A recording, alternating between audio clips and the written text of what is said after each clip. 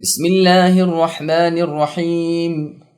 شروع کرتا ہوں اللہ کے نام سے جو بے انتہا مہربان نہایت رحم کرنے والے ہیں۔ اقتربت الساعة وانشق القمر وإن يروا آية يعرضوا ويقولوا سحر مستمر وكذبوا واتبعوا أهواءهم وكل أمر مستقر وَلَقَدْ جَاءَهُم مِّنَ الْأَنبَاءِ مَا فِيهِ مُزْدَجَرٌ حِكْمَةٌ بَالِغَةٌ فَمَا تُغْنِ النُّذُرُ۔ قیامت قریب آ گئی اور چاند پھٹ گیا، یہ اگر کوئی معجزہ دیکھتے تو منہ پھیر لیتے ہیں اور کہہ دیتے ہیں کہ زوردار چلتا ہوا جادو ہے۔ انہوں نے جھٹلایا اور اپنی خواہشوں کی پیروی کی۔ ہر کام ٹھہرے ہوئے وقت پر مقرر ہے۔ یقیناً ان کے پاس وہ خبریں آ چکی ہیں جن میں ڈانٹ ڈپٹ کی نصیحت ہے اور کامل عقل کی بات ہے، لیکن ان ڈراؤنی باتوں نے بھی کچھ فائدہ نہ دیا۔ سورت کا تعارف۔ ابو واقد کی روایت سے پہلے گزر چکا ہے کہ رسول اللہ صلی اللہ علیہ وسلم عید الاضحیٰ اور عید الفطر کی نماز میں سورہ قاف اور سورہ قمر پڑھا کرتے تھے۔ یہ روایت صحیح مسلم کی ہے۔ اسی طرح بڑی بڑی محفلوں میں بھی رسول اللہ ان دونوں کی تلاوت فرمایا کرتے تھے، کیونکہ اس میں وعد وعید کی ابتدائے آفرینش اور دوبارہ زندگی کا، ساتھ ہی توحید اور اثبات رسالت وغیرہ اہم مقاصد اسلامیہ کا ذکر ہے۔ سامعین اب اس سورت کی تفصیل سماعت کیجیے۔ قیامت قریب آ گئی ہے۔ اللہ تعالیٰ قیامت کے قرب کی اور دنیا کے خاتمے کی اطلاع دیتے ہیں۔ جیسے اور آیت میں ہے، اللہ نے فرمایا اتی امر اللہ فلا تستعجلوہ، اللہ کا امر آ چکا ہے، اب تو اس کی طلب کی جلدی چھوڑ دو۔ اور فرمایا اقترب للناس حسابهم وهم فی غفلۃ معرضون، یعنی لوگوں کے حساب کا وقت ان کے سروں پر آ پہنچا اور وہ اب تک غفلت میں ہیں۔ اس مضمون کی حدیثیں بھی بہت سی ہیں۔ بزار میں ہے کہ انس ابن مالک رضی اللہ عنہ فرماتے ہیں، سورج کے ڈوبنے کے وقت جبکہ وہ تھوڑا سا ہی باقی رہ گیا تھا، رسول اللہ نے اپنے اصحاب کو خطبہ دیا جس میں فرمایا اس ذات کی قسم جس کے ہاتھ میں میری جان ہے، دنیا کے گزرے ہوئے حصے میں اور باقی ماندے حصے میں وہی نسبت ہے جو اس دن کے گزرے ہوئے اور باقی بچے ہوئے حصے میں ہے۔ اور حدیث کے راویوں میں خلف ابن موسیٰ کو امام ابن حبان ثقہ راویوں میں گنتے تو ہیں، لیکن فرماتے ہیں کبھی کبھی خطا بھی کر جاتے ہیں۔ مسند احمد کی روایت میں جو اس کی تقویت بلکہ تفسیر بھی کرتی ہے، وہ عبداللہ ابن عمر رضی اللہ عنہما کی روایت ہے کہ عصر کے بعد جب کہ سورج بالکل غروب کے قریب ہو چکا تھا، رسول اللہ صلی اللہ علیہ وسلم نے فرمایا تمہاری عمریں گزشتہ لوگوں کی عمروں کے مقابلے میں اتنی ہی ہیں جتنا یہ باقی کا دن گزرے ہوئے دن کے مقابلے میں ہے۔ مسند کی اور حدیث میں رسول اللہ نے اپنی کلمے کی اور درمیانی انگلی سے اشارہ کر کے فرمایا کہ میں اور قیامت اس طرح مبعوث کیے گئے ہیں۔ مسند کی ایک اور روایت میں اتنی زیادتی ہے کہ قریب تھا کہ وہ مجھ سے آگے بڑھ جائے۔ ولید ابن عبد الملک کے پاس جب انس ابن مالک رضی اللہ عنہ پہنچے تو اس نے قیامت کے بارے کی حدیث کا سوال کیا، جس پر آپ رضی اللہ عنہ نے فرمایا میں نے رسول اللہ صلی اللہ علیہ وسلم سے سنا ہے کہ تم اور قیامت ان دو انگلیوں کی طرح ہو۔ اس کی شہادت اس حدیث سے ہو سکتی ہے جس میں رسول اللہ کے مبارک ناموں میں سے ایک نام حاشر آیا ہے، اور حاشر وہ ہے جس کے قدموں پر لوگوں کا حشر ہو۔ یہ روایت صحیح بخاری نیز صحیح مسلم کی ہے۔ صحیح مسلم میں ہے کہ بہز رضی اللہ عنہ کی روایت سے مروی ہے کہ عتبہ ابن غزوان رضی اللہ عنہ نے اپنے خطبے میں فرمایا، اور کبھی کہتے رسول اللہ صلی اللہ علیہ وسلم نے ہمیں خطبہ سناتے ہوئے اللہ تعالیٰ کی حمد و ثنا کے بعد فرمایا دنیا کے خاتمے کا اعلان ہو چکا، یہ پیٹھ پھیرے بھاگی جا رہی ہے، اور جس طرح برتن کا کھانا کھا لیا جائے اور کناروں میں کچھ باقی لگا لپٹا رہ جائے، اسی طرح دنیا کی عمر کا کل حصہ نکل چکا، صرف برائے نام باقی رہ گیا ہے۔ تم یہاں سے ایسے جہان کی طرف جانے والے ہو جسے فنا نہیں، پس تم سے جو ہو سکے بھلائیاں اپنے ساتھ لے کر جاؤ۔ سنو، ہم سے ذکر کیا گیا ہے کہ جہنم کے کنارے سے ایک پتھر پھینکا جائے گا جو برابر 70 سال تک نیچے کی طرف جاتا رہے گا لیکن تلے تک نہ پہنچے گا۔ اللہ کی قسم جہنم کا یہ گہرا گڑھا انسانوں سے پر ہونے والا ہے، تم اس پر تعجب نہ کرو۔ ہم نے یہ ذکر بھی سنا ہے کہ جنت کی چوکھٹ کی 2 لکڑیوں کے درمیان 40 سال کا راستہ ہے، اور وہ بھی ایک دن اس قدر پر ہوگی کہ بھیڑ بھاڑ نظر آئے گی۔ علامات قیامت۔ ابو عبد الرحمن سلمی رحمہ اللہ فرماتے ہیں کہ میں اپنے والد کے ہمراہ مدائن گیا اور بستی سے 3 میل کے فاصلے پر ہم ٹھہرے۔ جمعے کے لیے میں بھی اپنے والد کے ہمراہ گیا۔ حذیفہ رضی اللہ عنہ خطیب تھے۔ آپ نے اپنے خطبے میں فرمایا، لوگوں سنو، اللہ تعالیٰ کا فرمان ہے کہ قیامت قریب آ گئی اور چاند ٹکڑے ہو گیا۔ بے شک قیامت قریب آ چکی ہے، بے شک چاند پھٹ گیا ہے، بے شک دنیا جدائی کا اعلان کر چکی ہے۔ آج کا دن کوشش اور تیاری کا ہے، کل تو دوڑ بھاگ کر کے آگے بڑھ جانے کا دن ہوگا۔ میں نے اپنے باپ سے دریافت کیا کہ کیا کل دوڑ ہوگی جس میں آگے نکلنا ہوگا؟ میرے والد نے مجھ سے فرمایا، تم نادان ہو، یہاں مراد نیک اعمال میں ایک دوسرے پر سبقت لے جانا ہے۔ دوسرے جمعے کو جب ہم آئے تو بھی حذیفہ رضی اللہ عنہ کو اسی کے قریب فرماتے ہوئے سنا۔ اس کے آخر میں یہ بھی فرمایا کہ غایت آگ ہے اور سابق وہ ہے جو جنت میں پہلے پہنچ گیا۔ چاند کا 2 ٹکڑے ہو جانا یہ نبی صلی اللہ علیہ وسلم کے زمانے کا ذکر ہے، جیسے کہ متواتر احادیث میں صحت کے ساتھ مروی ہے۔ چنانچہ صحیح بخاری اور مسلم میں ہے، ابن مسعود رضی اللہ عنہ فرماتے ہیں کہ یہ 5 چیزیں، روم، دھواں، لزام، بطشہ اور چاند کا پھٹنا، یہ سب گزر چکا ہے۔ اس بارے کی حدیثیں سنیے۔ مسند احمد میں ہے کہ اہل مکہ نے نبی صلی اللہ علیہ وسلم سے معجزہ طلب کیا، جس پر 2 مرتبہ چاند شق ہو گیا یعنی پھٹ گیا، جس کا ذکر ان دونوں آیتوں میں ہے۔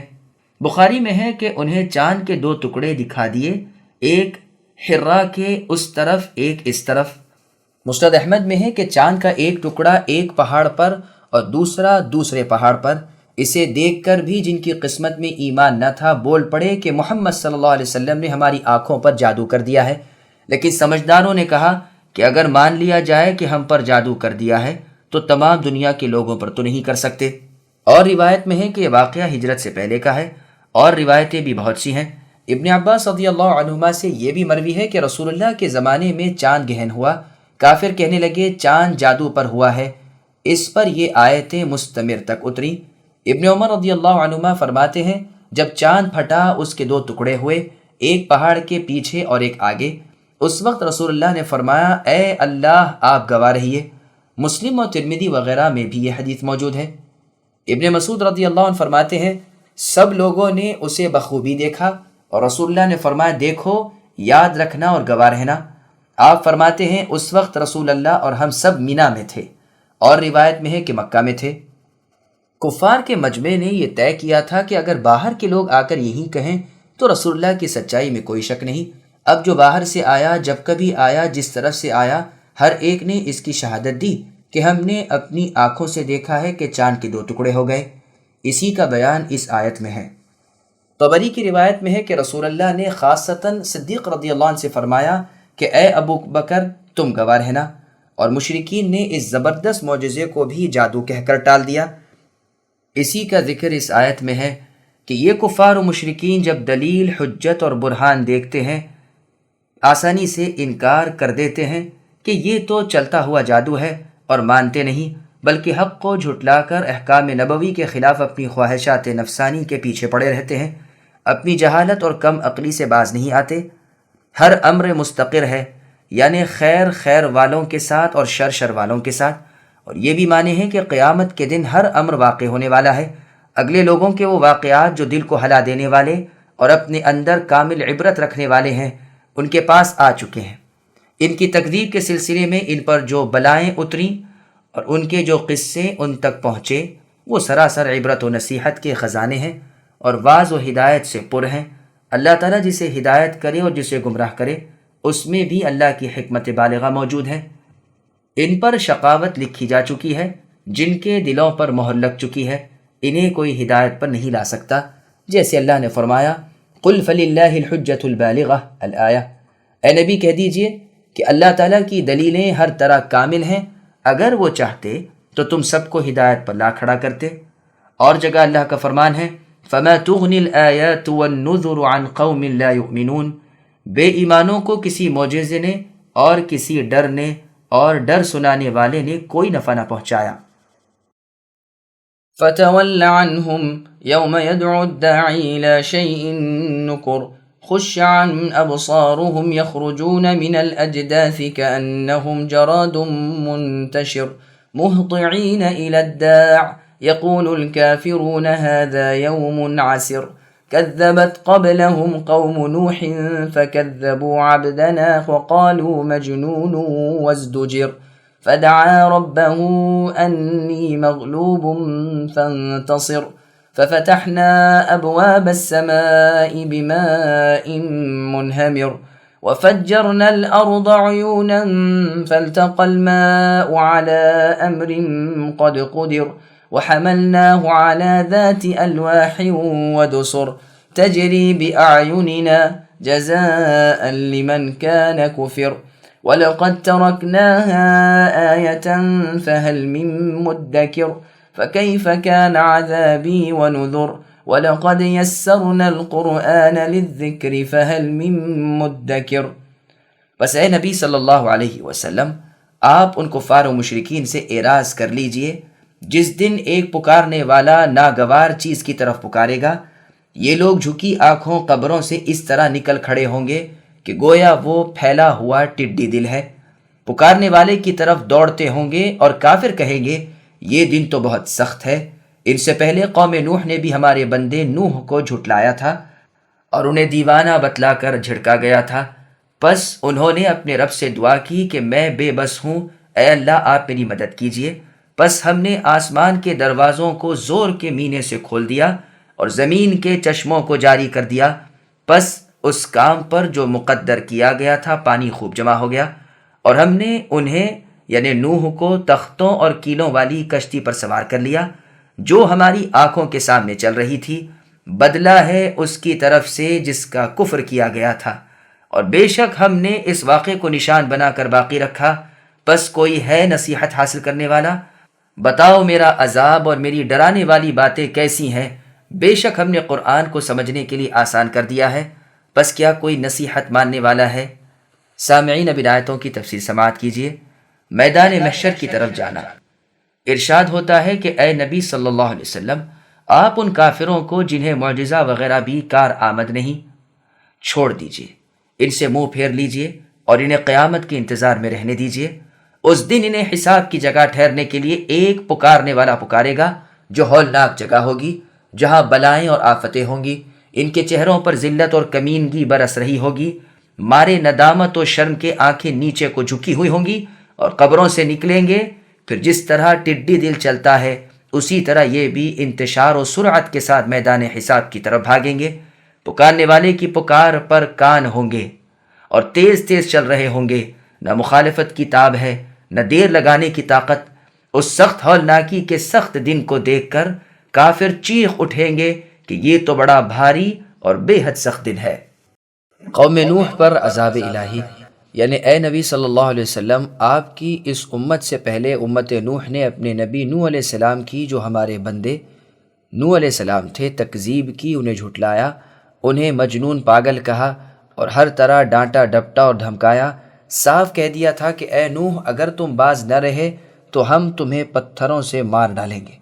ہمارے بندے اور رسول نوح علیہ السلام نے ہمیں پکارا کہ پروردگار، میں ان کے مقابلے میں محض ناتواں اور ضعیف ہوں، میں کسی طرح نہ اپنی ہستی کو سنبھال سکتا ہوں نہ آپ کے دین کی حفاظت کر سکتا ہوں، آپ ہی میری مدد فرمائیے اور مجھے غلبہ دیجیے۔ ان کی یہ دعا قبول ہوتی ہے اور ان کی کافر قوم پر مشہور طوفان نوح بھیجا جاتا ہے۔ موسلا دھار بارش کے دروازے، آسمان سے ابلتے ہوئے پانی کے چشمے زمین سے کھول دیے جاتے ہیں، یہاں تک کہ جو پانی کی جگہ نہ تھی، مثلا تنور وغیرہ، وہاں سے زمین پانی اگل دیتی ہے، ہر طرف پانی بھر جاتا ہے، نہ آسمان سے برسنا موقوف ہوتا ہے نہ زمین سے ابلنا تھمتا ہے، پس امر مقدر تک پہنچ جاتا ہے۔ ہمیشہ پانی ابر سے برستا ہے، لیکن اس وقت آسمان سے پانی کے دروازے کھول دیے گئے تھے اور عذاب الہی پانی کی شکل میں برس رہا تھا۔ نہ اس سے پہلے کبھی اتنا پانی برسا، نہ اس کے بعد کبھی ایسا برسے۔ ادھر سے آسمان کی رنگت، ادھر سے زمین کو حکم کہ پانی اگل دے، پس ریل پیل ہو گئی۔ علی رضی اللہ عنہ فرماتے ہیں کہ آسمان کے دہانے کھول دیے گئے اور ان میں سے براہ راست پانی برسا۔ اس طوفان سے ہم نے اپنے بندے نوح علیہ السلام کو بچا لیا، انہیں کشتی پر سوار کر لیا جو تختوں میں کیلیں لگا کر بنائی گئی تھیں۔ دسر کے معنی کشتی کے دائیں بائیں کا حصہ اور ابتدائی حصہ جس پر موج تھپیڑے مارتی ہے، اور اس کے جوڑ اور اس کی اصل کے بھی کیے گئے ہیں۔ وہ کشتی ہمارے حکم سے ہماری آنکھوں کے سامنے ہماری حفاظت میں چل رہی تھی اور صحیح و سالم وار پار جا رہی تھی۔ نوح علیہ السلام کی مدد میں کفار سے یہ انتقام تھا، ہم نے اسے نشانی چھوڑ دی، یعنی اس کشتی کو بطور عبرت کے باقی رکھا۔ قتادہ رحمہ اللہ فرماتے ہیں اس امت کے اوائل یعنی پہلے لوگوں نے بھی دیکھا ہے، لیکن ظاہر معنی یہ ہے کہ اس کشتی کے نمونے پر اور کشتیاں ہم نے بطور نشان کے دنیا میں قائم رکھی، جیسے اللہ تعالیٰ نے فرمایا وَآيَةٌ لَهُمْ أَنَّا حَمَلْنَا ذُرِّيَّتَهُمْ فِي الْفُلْكِ الْمَشْحُونِ وَخَلَقْنَا لَهُمْ مِن مِّثْلِهِ مَا يَرْكَبُونَ، یعنی ان کے لیے نشانی ہے کہ ہم نے نسل آدم کو بھری ہوئی کشتی میں سوار کرایا اور کشتی کے مانند اور بھی ایسی سواریاں دیں جن پر وہ سوار ہوں۔ اور جگہ اللہ نے فرمایا إِنَّا لَمَّا طَغَى الْمَاءُ حَمَلْنَاكُمْ فِي الْجَارِيَةِ، یعنی جب پانی نے طغیانی کی ہم نے تمہیں کشتی میں لے لیا تاکہ تمہارے لیے عبرت ہو اور نصیحت ہو، اور یاد رکھنے والے کان اسے محفوظ رکھ سکیں۔ پس کوئی ہے جو ذکر و واز حاصل کرے؟ ابن مسعود رضی اللہ عنہ فرماتے ہیں مجھے رسول اللہ نے مدکر پڑھایا ہے۔ خود رسول اللہ سے بھی اس لفظ کی قرات اسی طرح مروی ہے۔ اسود سے سوال ہوتا ہے کہ یہ لفظ دال سے ہے یا ذال سے؟ فرمایا میں نے عبداللہ رضی اللہ عنہ سے دال کے ساتھ سنا ہے، اور فرماتے تھے میں نے رسول اللہ صلی اللہ علیہ وسلم سے دال کے ساتھ سنا ہے۔ یہ روایت بخاری، مسلم، ابو داؤد وغیرہ کی ہے۔ پھر آگے اللہ فرماتے ہیں میرا عذاب میرے ساتھ کفر کرنے اور میرے رسولوں کو جھوٹا کہنے اور میری نصیحت سے عبرت نہ حاصل کرنے والوں پر کیسا ہوا۔ میں نے کس طرح ان دشمنان دین حق کو تہس نہس کر دیا۔ ہم نے قرآن کریم کے الفاظ اور معانی کو ہر اس شخص کے لیے آسان کر دیا ہے جو اس سے نصیحت حاصل کرنے کا ارادہ رکھے، جیسے اللہ نے فرمایا کتاب انزلناہ الیک مبارک الآیہ، یعنی ہم نے اے نبی آپ کی طرف یہ مبارک کتاب قرآن مجید نازل فرمائی ہے تاکہ لوگ اس کی آیتوں میں غور و فکر کریں اور اس لیے کہ عقل مند لوگ یاد رکھیں۔ اور جگہ اللہ نے فرمایا فَإِنَّمَا يَسَّرْنَاهُ بِلِسَانِكَ الآیہ، یعنی ہم نے اسے آپ کی زبان پر اس لیے آسان کیا ہے کہ آپ پرہیزگار لوگوں کو خوشی سنا دیجئے اور جھگڑالو لوگوں کو ڈرا دیجئے۔ مجاہد رحمہ اللہ فرماتے ہیں اس کی قرات اور تلاوت اللہ تعالیٰ نے آسان کر دی ہے۔ ابن عباس رضی اللہ عنہما فرماتے ہیں اگر اللہ تعالیٰ اس میں آسانی نہ رکھ دیتے تو مخلوق کی طاقت نہ تھی کہ اللہ عز و جل کے کلام کو پڑھ سکے۔ میں یعنی ابن کثیر کہتا ہوں انہی آسانیوں میں سے ایک آسانی وہ ہے جو پہلے گزر چکی کہ یہ قرآن 7 قراتوں پر نازل کیا گیا ہے، جیسا کہ بخاری اور مسلم میں ہے۔ اس حدیث کے تمام طرق و الفاظ ہم نے پہلے جمع کر دیے ہیں، اب دوبارہ یہاں وارد کرنے کی ضرورت نہیں، بس اس قرآن کو بہت ہی آسان کر دیا ہے کوئی طالب علم جو اس ربانی علم کو حاصل کرے جو بالکل آسان ہے۔ كذبت عاد فكيف كان عذابي ونذر إنا أرسلنا عليهم ريحا صرصرا في يوم نحس مستمر تنزع الناس كأنهم أعجاز نخل منقعر فكيف كان عذابي ونذر ولقد يسرنا القرآن للذكر فهل من مدكر كذبت ثمود بالنذر فقالوا أبشرا منا واحدا نتبعه إنا إذا لفي ضلال وسعر ألقي الذكر عليه من بيننا بل هو كذاب أشر سيعلمون غدا من الكذاب الأشر إنا مرسل الناقة فتنة لهم فارتقبهم واصطبر ونبئهم أن الماء قسمة بينهم كل شرب محتضر فنادوا صاحبهم فتعاطى فعقر فكيف كان عذابي ونذر إنا أرسلنا عليهم صيحة واحدة فكانوا كهشيم المحتضر وَلَقَدْ يَسَّرْنَا الْقُرْآنَ لِلذِّكْرِ فَهَلْ مِن مُّدَّكِرٍ۔ قوم عاد نے بھی جھٹلایا، بس کیا ہوا میرا عذاب اور میری ڈرانے والی باتیں؟ ہم نے ان پر تیز و تند جاری ہوا بے برکتیں دن میں بھیج دی جو لوگوں کو اٹھا اٹھا کر دے پٹکتی تھی، گویا کہ وہ جڑ سے کٹے ہوئے درخت کھجور کے تنے ہیں۔ بس کیسی رہی میری سزا اور میرا ڈرانا؟ یقیناً ہم نے قرآن کو نصیحت کے لیے آسان کر دیا ہے، پس کیا ہے کوئی سوچنے والا؟ قوم سمود نے ڈرانے والوں کو جھوٹا سمجھا اور کہنے لگے کیا ہم میں سے ایک شخص کی ہم فرما برداری کرنے لگے؟ تو ہم یقیناً غلطی اور دیوانگی میں پڑے ہوئے ہوں گے۔ کیا ہمارے سب کے درمیان صرف اسی پر وحی اتاری گئی؟ نہیں، بلکہ وہ جھوٹا شیخی خورا ہے۔ اب سب جان لیں گے کل کو کہ کون جھوٹا اور خود پسند تھا۔ بے شک ہم ان کی آزمائش کے لیے اونٹنی بھیجیں گے، پس اے صالح آپ ان کے منتظر رہیے اور صبر کیجیے۔ ہاں، انہیں خبر کر دیجیے کہ پانی ان میں تقسیم شدہ ہے، ہر حصہ ہر ایک کو برابر پہنچایا جائے گا۔ انہوں نے اپنے رفیق کو آواز دی، اس نے دست درازی کی اور کوچے اونٹنی کے کاٹ دیں۔ پس کیوں کر ہوا عذاب میرا اور ڈرانا میرا؟ ہم نے ان پر ایک نعرہ بھیجا، پس ایسے ہو گئے جیسے کانٹوں کی اوندھی ہوئی باڑ۔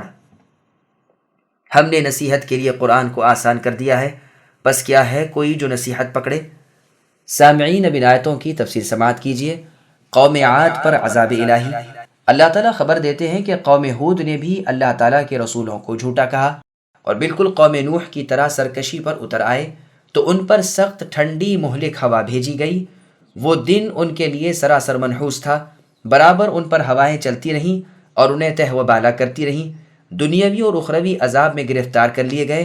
ہوا کا جھونکا آتا ان میں سے کسی کو اٹھا کر لے جاتا، یہاں تک کہ زمین والوں کی حد نظر سے وہ بالا ہو جاتا، پھر اسے زمین پر اوندھے منہ پھینک دیتا، سر کچل جاتا، بھیجا نکل پڑتا، سر الگ دھڑ الگ، ایسا معلوم ہوتا گویا کھجور کے درخت کے بن سرے ٹھینٹ ہیں۔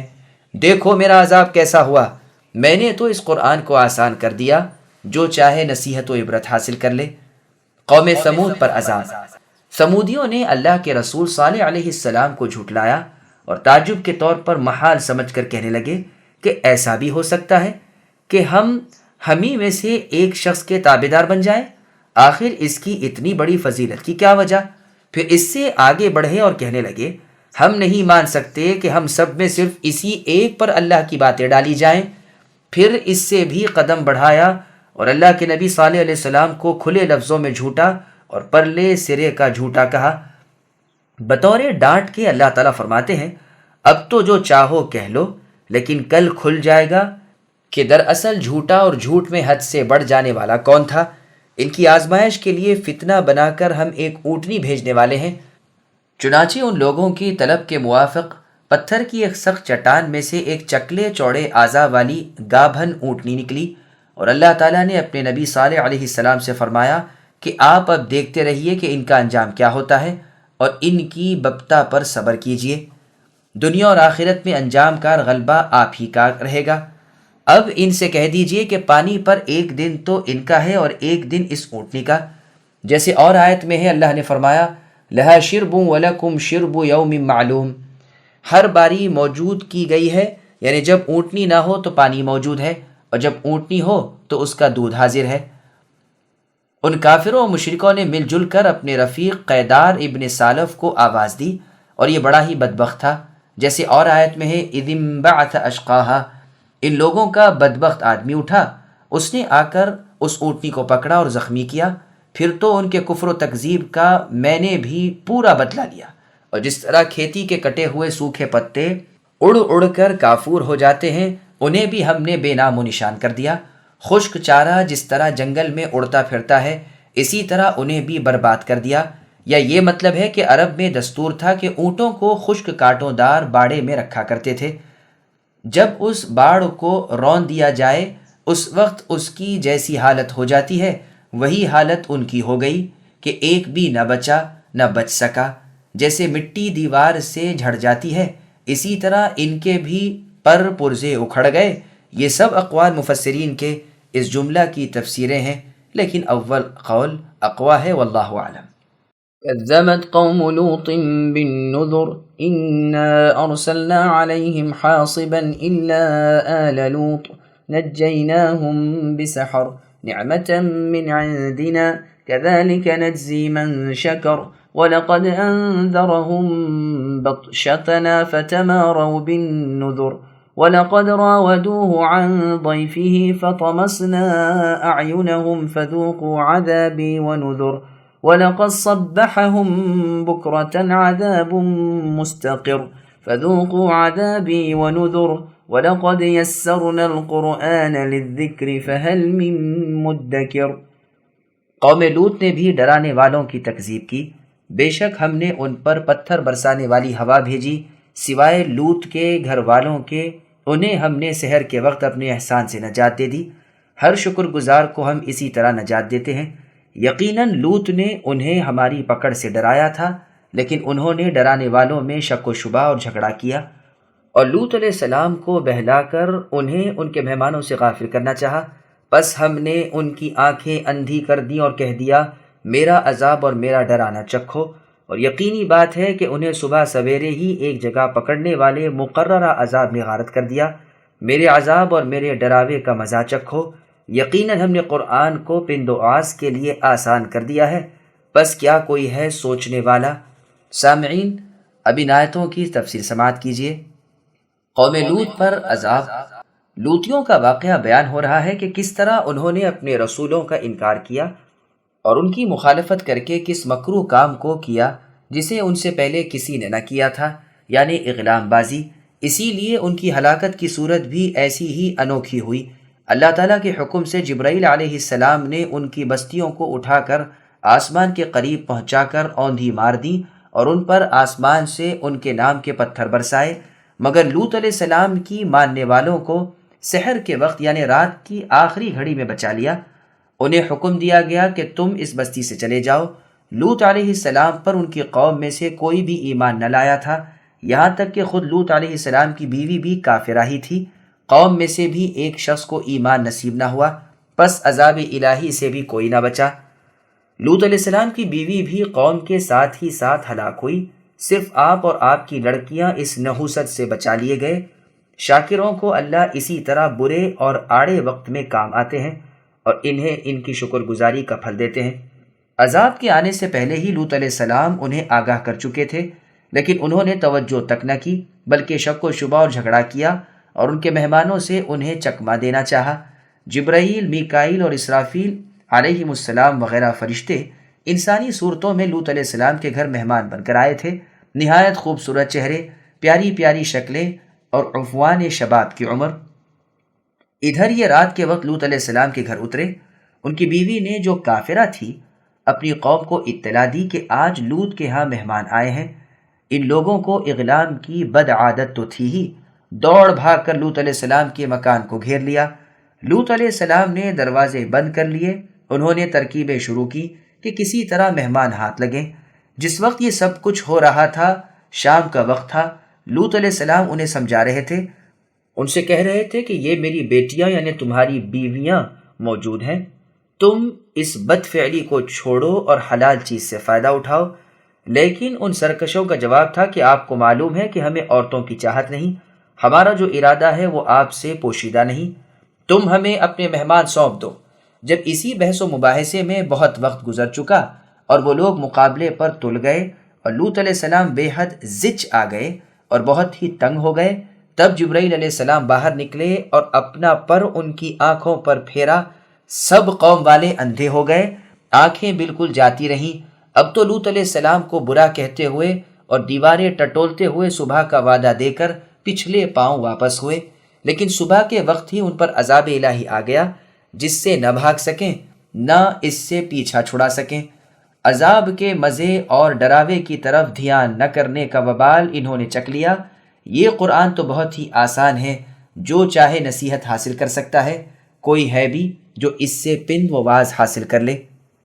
وَلَقَدْ جَاءَ آلَ فِرْعَوْنَ النُّذُرُ كَذَّبُوا بِآيَاتِنَا كُلِّهَا فَأَخَذْنَاهُمْ أَخْذَ عَزِيزٍ مُقْتَدِرٍ أَكُفَّارُكُمْ خَيْرٌ مِّنْ أُولَئِكُمْ أَمْ لَكُمْ بَرَاءَةٌ فِي الزُّبُرِ أَمْ يَقُولُونَ نَحْنُ جَمِيعٌ مُّنتَصِرٌ سَيُهْزَمُ الْجَمْعُ وَيُوَلُّونَ الدُّبُرَ بَلِ السَّاعَةُ مَوْعِدُهُمْ وَالسَّاعَةُ أَدْهَىٰ وَأَمَرُ۔ اور فرعونیوں کے پاس بھی ڈرانے والے آئے، انہوں نے ہماری تمام نشانیاں جھٹلائیں، پس ہم نے انہیں بڑی غالب قوی پکڑ میں پکڑ لیا۔ اے قریشیو، کیا تمہارے کافر ان کافروں سے کچھ بہتر ہیں، یا تمہارے لیے اگلی کتابوں میں چھٹکارا لکھا ہوا ہے، یا یہ کہتے ہیں کہ ہم بدلہ لینے والی جماعت ہیں؟ ان قریب یہ جماعت شکست دی جائے گی اور پیٹ دے کر بھاگے گی، بلکہ قیامت کی گھڑی ان کے وعدے کا وقت ہے، اور قیامت بڑی آفت اور سخت کڑوی چیز ہے۔ سامعین اب آیتوں کی تفصیل سماعت کیجیے۔ قوم فرعون پر عذاب۔ فرعون اور اس کی قوم کا قصہ بیان ہو رہا ہے کہ ان کے پاس اللہ کے رسول موسیٰ اور ہارون علیہم السلام بشارت اور ڈراوے لے کر آتے ہیں۔ بڑے بڑے معجزے اور زبردست نشانیاں اللہ کی طرف سے انہیں دی جاتی ہیں جو ان کی نبوت کی حقانیت پر پوری دلیل ہوتی ہیں، لیکن یہ فرعونی ان سب کو جھٹلاتے ہیں، جس کی شامت میں ان پر عذاب الہی نازل ہوتے ہیں اور بالکل ہی بھس اڑا دیا جاتا ہے۔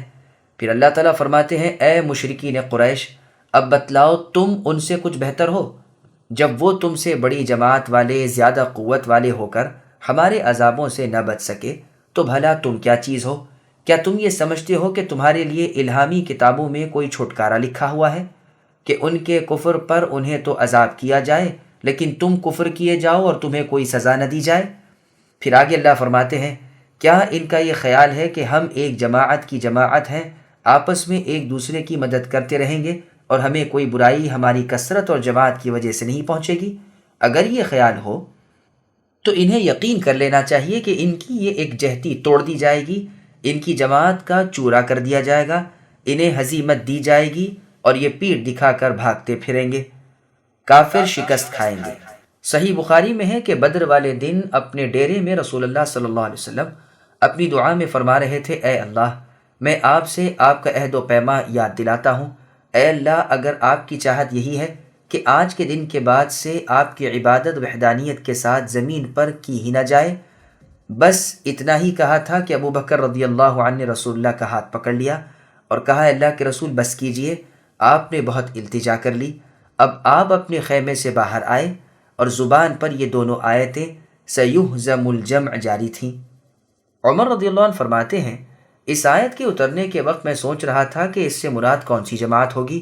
جب بدر والے دن میں نے رسول اللہ کو دیکھا کہ زرہ پہنے ہوئے اپنے کیمپ سے باہر تشریف لائے اور یہ آیت پڑھ رہے تھے، اس دن میری سمجھ میں اس کی تفسیر آ گئی۔ بخاری میں ہے کہ عائشہ رضی اللہ عنہ فرماتی ہیں، میری چھوٹی سی عمر تھی، اپنی ہم جولیوں میں کھیلتی پھرتی تھی، اس وقت یہ آیت بل الساعۃ موعدہم والساعۃ ادھیٰ وامر اتری ہے۔ یہ روایت بخاری میں فضائل القرآن کے موقع پر مطول مروی ہے، مسلم میں یہ حدیث نہیں ہے۔ ان المجرمین فی ضلال وسعر یوم یسحبون فی النار علی وجوہہم ذوقوا مس سقر انا کل شیء خلقناه بقدر وما امرنا الا واحدۃ کلمح بالبصر وَلَقَدْ أَهْلَكْنَا أَشْيَاعَكُمْ فَهَلْ مِن مُدَّكِرٍ وَكُلُّ شَيْءٍ فَعَلُوهُ فِي الزُّبُرِ وَكُلُّ صَغِيرٍ وَكَبِيرٍ مُسْتَطَرٍ إِنَّ الْمُتَّقِينَ فِي جَنَّاتٍ وَنَهَرٍ فِي مَقْعَدِ صِدْقٍ عِندَ مَلِيكٍ مُقْتَدِرٍ۔ بے شک گنہگار گمراہی میں ہیں اور عذاب میں ہیں، جس دن وہ اپنے منہ کے بل آگ میں گھسیٹے جائیں گے، دوزخ کی آگ لگنے سے مزے چکھو، بے شک ہم نے ہر چیز کو ایک مقررہ اندازے پر پیدا کیا ہے اور ہمارا حکم صرف ایک دفعہ کا ایک کلمہ ہی ہوتا ہے، جیسے آگ کا جھپکنا۔ ہم نے تم جیسے بہتیروں کو ہلاک کر دیا ہے، پس کوئی ہے نصیحت لینے والا؟ جو کچھ انہوں نے اعمال کیے ہیں سب نام اعمال میں لکھے ہوئے ہیں، اسی طرح ہر چھوٹی بڑی بات بھی لکھی ہوئی ہے۔ یقیناً ہمارا ڈر رکھنے والے جنتوں اور نہروں میں ہیں، قدرت والے بادشاہ کے پاس راستی اور عزت کی بیٹھک میں۔ سامعین اب ان آیتوں کی تفصیل سماعت کیجیے۔ اللہ نے تقدیر بنائی، بدکار لوگ گمراہ ہو چکے ہیں، راہ حق سے بھٹک چکے ہیں اور شکوک و اضطراب کے خیالات میں ہیں۔ یہ بدکار لوگ خواہ کفار ہوں خواہ اور فرقوں کے گنہگار ہوں، ان کا یہ فعل انہیں اوندھے منہ جہنم کی طرف گھسٹوائے گا، اور جس طرح یہاں غافل ہیں وہاں اس وقت بھی بے خبر ہوں گے کہ نامعلوم کس طرف لیے جاتے ہیں۔ اس وقت انہیں ڈانٹ ڈپٹ کے ساتھ کہا جائے گا کہ اب آتش دوزخ کے لگنے کا مزہ چکھو، ہم نے ہر چیز کو انداز سے پیدا کیا ہے۔ جیسے اور آیت میں ہے، اللہ نے فرمایا ہر چیز ہم نے پیدا کی پھر اس کا مقدر مقرر کیا۔ اور جگہ فرمایا اپنے رب کی جو بلند و بالا ہے، اے نبی پاکی بیان کیجئے، جس نے پیدا کیا اور درست کیا اور اندازہ کیا اور راہ دکھائی، یعنی تقدیر مقرر کی، پھر اس کی طرف رہنمائی کی۔ ائمہ اہل السنہ والجماعہ اصحاب الحدیث نے اس سے استدلال کیا ہے کہ اللہ تعالیٰ نے اپنی مخلوق کی تقدیر ان کی پیدائش سے پہلے ہی مقرر کر دی ہے، اور ہر چیز اپنے ظہور سے پہلے اللہ کے ہاں لکھی جا چکی ہے۔ فرقہ قدریہ اس کا منکر ہے۔ یہ لوگ صحابہ کرام رضی اللہ عنہم کے آخری زمانے میں ہی نکل چکے تھے۔ اہل السنہ والجماعہ اہل الحدیث ان کے مسلک کے خلاف اس قسم کی آیتوں کو پیش کرتے ہیں اور اس مضمون کی احادیث کو بھی۔ اس مسئلے کی مفصل بحث ہم صحیح بخاری کتاب الایمان کی شرح میں لکھ چکے ہیں۔ یہاں صرف وہ حدیثیں لکھتے ہیں جو مضمون آیت کے متعلق ہیں۔ چنانچہ صحیح مسلم، سنن ترمذی وغیرہ میں ابو ہریرہ رضی اللہ عنہ فرماتے ہیں، مشرکین قریش رسول صلی اللہ علیہ وسلم سے تقدیر کے بارے میں بحث کرنے لگے، اس پر یہ آیتیں اتری۔ بروایت عمرو بن شعیب عن ابیہ عن جدہ مروی ہے کہ یہ آیتیں منکرین تقدیر کی تردید میں ہی اتری ہیں۔ مسئلہ تقدیر میں بحث کرنا برا ہے اور گمراہی کا باعث ہے۔ عبداللہ ابن عمر رضی اللہ عنہما کا ایک دوست شامی تھا جس سے آپ کی خط و کتابت تھی۔ عبداللہ رضی اللہ عنہ نے کہیں سن پایا کہ وہ تقدیر کے بارے میں کچھ موش گافیاں کرتا ہے۔ آپ نے جھٹ سے اسے خط لکھا کہ میں نے سنا ہے تو تقدیر کے مسئلے میں کچھ کلام کرتا ہے، اگر یہ سچ ہے تو بس مجھ سے خط و کتابت کی امید نہ رکھنا، آج سے بند سمجھنا۔ میں نے رسول اللہ صلی اللہ علیہ وسلم سے سنا ہے کہ میری امت میں تقدیر کو جھٹلانے والے لوگ ہوں گے۔ سنن ترمذی وغیرہ میں ہے، رسول اللہ نے فرمایا، اس امت میں مسخ ہوگا، یعنی لوگوں کی صورتیں بدل دی جائیں گی۔ یاد رکھو یہ ان میں ہوگا جو تقدیر کو جھٹلائیں اور زندیقیت یعنی بے دینی کریں۔ صحیح مسلم میں ہے، رسول اللہ صلی اللہ علیہ وسلم نے فرمایا، ہر چیز اللہ کے مقرر کردہ اندازے سے ہے، یہاں تک کہ نادانی اور عقل مندی بھی۔ صحیح مسلم کی ایک اور روایت میں ہے، رسول اللہ نے فرمایا، اللہ سے مدد طلب کرو اور عاجز اور بیوقوف نہ بنو، پھر اگر کوئی نقصان پہنچ جائے تو کہہ دو کہ یہ اللہ تعالیٰ کا مقرر کیا ہوا تھا اور جو اللہ نے چاہا کیا، پھر یوں نہ کہو کہ اگر یوں کرتا تو یوں ہوتا، اس لیے کہ اس طرح اگر کہنے سے شیطانی عمل کا دروازہ کھل جاتا ہے۔ سنن ترمذی میں رسول اللہ صلی اللہ علیہ وسلم نے ابن عباس رضی اللہ عنہما سے فرمایا کہ جان رکھو اگر تمام امت جمع ہو کر تمہیں وہ نفع پہنچانا چاہے جو اللہ نے تمہاری قسمت میں نہیں لکھا تو نہیں پہنچ سکتی، اور اگر سب اتفاق کر کے تمہیں کوئی نقصان پہنچانا چاہیں اور تمہاری تقدیر میں وہ نہ ہو تو نہیں پہنچ سکتے۔ قلمیں خشک ہو چکی اور دفتر لپیٹ کر تہہ کر دیے گئے۔ ولید ابن عبادہ رحمہ اللہ نے اپنے والد عبادہ بن صامت رضی اللہ عنہ کی بیماری میں، جبکہ ان کی حالت بالکل غیر تھی، عرض کیا کہ ابا ہمیں کچھ وصیت کر جائیے۔ عبادہ رضی اللہ عنہ نے فرمایا، اچھا مجھے بٹھا دو۔ جب لوگوں نے آپ کو بٹھا دیا تو آپ نے فرمایا، اے میرے پیارے بچے، ایمان کا لطف تجھے حاصل نہیں ہو سکتا اور اللہ تعالیٰ کے متعلق جو علم تجھے ہے اس کی تہ تک تو نہیں پہنچ سکتا جب تک کہ تیرا ایمان تقدیر کی بھلائی برائی پر نہ ہو۔ میں نے پوچھا، ابا میں کیسے معلوم کر سکتا ہوں کہ میرا ایمان تقدیر کے خیر و شر پر ہے؟ فرمایا، اس طرح کہ تجھے یقین ہو کہ جو تجھے نہیں ملا وہ ملنے والا تھا ہی نہیں، اور جو تجھے پہنچا وہ ٹلنے والا ہی نہ تھا۔ میرے بچے سن، میں نے رسول اللہ محمد مصطفیٰ صلی اللہ علیہ وسلم سے سنا ہے کہ اللہ تعالیٰ نے سب سے پہلے قلم کو پیدا کیا اور اسے فرمایا لکھ، پس وہ اسی وقت چل پڑا اور قیامت تک جو ہونے والا تھا سب لکھ ڈالا۔ اے بیٹے، اگر تو انتقال کے وقت تک اس عقیدے پر نہ رہے تو جہنم میں داخل ہوگا۔ ترمذی میں یہ حدیث ہے اور امام ترمذی فرماتے ہیں حسن صحیح ہے۔ صحیح مسلم میں ہے، اللہ تعالیٰ نے زمین و آسمان کی پیدائش سے 50,000 برس پہلے مخلوقات کی تقدیر لکھی جبکہ اللہ کا عرش پانی پر تھا۔ امام ترمذی رحمہ اللہ اسے حسن صحیح کہتے ہیں۔ پھر پروردگار عالم اپنی چاہت اور احکام کے بے روک ٹوک جاری اور پورا ہونے کو بیان فرماتے ہیں کہ جس طرح جو کچھ میں نے مقدر کیا ہے وہی ہوتا ہے، ٹھیک اسی طرح جس کام کا میں ارادہ کروں صرف ایک دفعہ کہہ دینا کافی ہوتا ہے، دوبارہ تاکیداً حکم دینے کی ضرورت نہیں ہوتی۔ ایک آنکھ جھپکنے کے برابر میں وہ کام میری حسب چاہت ہوتا ہے۔ عرب شاعر نے کیا ہی اچھا کہا ہے، اذا ما اراد اللہ امرا فانما یقول له کن قولتا فیکون، یعنی اللہ تعالیٰ کی شان تو یہ ہے کہ جب کبھی جس کسی کام کا ارادہ کرتے ہیں صرف فرما دیتے ہیں کہ ہو جا، وہ اسی وقت ہو جاتا ہے۔ ہم نے تم جیسوں کو تم سے پہلے ان کی سرکشی کے باعث فنا کے گھاٹ اتار دیا ہے، پھر تم کیوں عبرت حاصل نہیں کرتے؟ ان کے عذاب اور ان کی رسوائی کے واقعات میں کیا تمہارے لیے نصیحت و تذکیر نہیں؟ جیسے اور آیت میں اللہ نے فرمایا وَحِيلَ بَيْنَهُمْ وَبَيْنَ مَا يَشْتَهُونَ كَمَا فُعِلَ بِأَشْيَاعِهِمْ مِنْ قَبْلِ، یعنی ان کے اور ان کی چاہت کے درمیان پردہ ڈال دیا گیا، جیسے کہ ان جیسے ان سے اگلوں کے ساتھ کیا گیا تھا۔ جو کچھ انہوں نے کیا وہ ان کے نامہ اعمال میں مکتوب ہے، جو اللہ کے امین فرشتوں کے ہاتھ میں محفوظ ہے۔ ان کا ہر چھوٹا بڑا عمل جمع شدہ اور لکھا ہوا ہے، ایک بھی تو ایسا نہیں رہا جو لکھنے سے رہ گیا ہو۔ چنانچہ سنن ابن ماجہ میں ہے، رسول اللہ فرماتے ہیں صغیرہ گناہ کو بھی ہلکا نہ سمجھو، اللہ کی طرف سے اس کا بھی مطالبہ ہونے والا ہے، کسی گناہ کو چھوٹا نہ سمجھو۔ سلیمان بن مغیرہ رحمہ اللہ فرماتے ہیں ایک مرتبہ مجھ سے ایک گناہ سرزد ہو گیا جسے میں نے حقیر سمجھا۔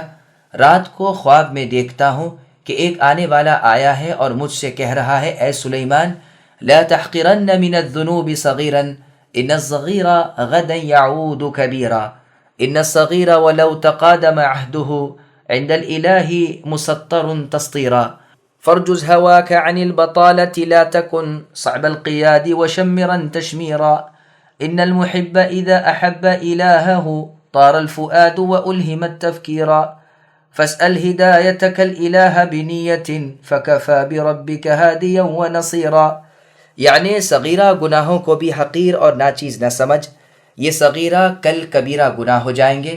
گو گناہ چھوٹے چھوٹے ہوں اور انہیں کیے ہوئے بھی عرصہ گزر چکا ہو، اللہ کے پاس وہ صاف صاف لکھے ہوئے موجود ہیں۔ بدی سے اپنے نفس کو روکے رکھ اور ایسا نہ ہو جا کہ مشکل سے نیکی کی طرف آئے، بلکہ اونچا دامن کر کے بھلائی کی طرف لپک۔ جب کوئی شخص دل سے اللہ سے محبت کرتا ہے تو اس کا دل اڑنے لگتا ہے اور اسے اللہ کی جانب سے غور و فکر کی عادت الہام کی جاتی ہے۔ اپنے رب سے ہدایت طلب کر اور نرمی اور ملائمت کر، ہدایت اور نصرت کرنے والے رب تجھے کافی ہوں گے۔ پھر ارشاد ہوتا ہے کہ ان بدکاروں کے خلاف نیک کار لوگوں کی حالت ہوگی، وہ تو ضلالت و تکلیف میں تھے اور اوندھے منہ جہنم کی طرف گھسیٹے گئے اور سخت ڈانٹ ڈپٹ ہوئی، لیکن یہ نیک کار جنتوں میں ہوں گے، بہتے ہوئے خوشگوار صاف شفاف چشموں کے مالک ہوں گے، اور عزت و کرامت، رضوان و فضیلت، جود و احسان، فضل و امتنان، نعمت و رحمت، آسائش و راحت کے مکان میں خوش خوش رہیں گے۔ باری تعالیٰ مالک و قادر کا قرب انہیں نصیب ہوگا جو تمام چیزوں کے خالق ہیں، سب کے اندازے مقرر کرنے والے ہیں، ہر چیز پر قدرت رکھتے ہیں۔ اللہ تعالیٰ ان پرہیزگار اللہ سے ڈرنے والے لوگوں کی ایک ایک خواہش پوری کریں گے، ایک ایک چاہت عطا فرمائیں گے۔ مسند احمد میں ہے، رسول مقبول صلی اللہ علیہ وسلم فرماتے ہیں عدل و انصاف کرنے والے نیک کردار لوگ اللہ کے پاس نور کے ممبروں پر رحمان کی دائیں جانب ہوں گے، اللہ کے دونوں ہاتھ داہنے ہی ہیں۔ یہ عادل لوگ وہ ہیں جو اپنے احکام میں، اپنے اہل و عیال میں اور جو چیز ان کے قبضے میں ہو اس میں الہامی فرمان کا خلاف نہیں کرتے، بلکہ عدل و انصاف سے ہی کام لیتے ہیں۔ یہ حدیث صحیح مسلم اور سنن نسائی میں بھی ہے۔